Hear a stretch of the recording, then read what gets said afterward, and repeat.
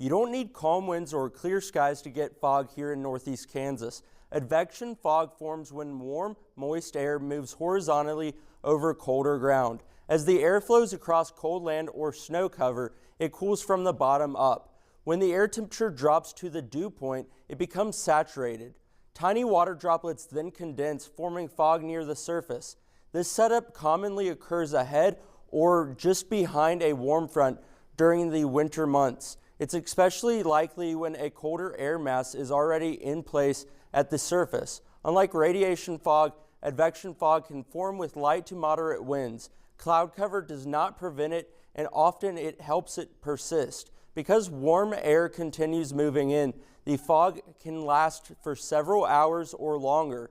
Visibility can drop rapidly, especially overnight and into the morning hour commutes. That often creates travel concerns for drivers and aviators across northeast Kansas.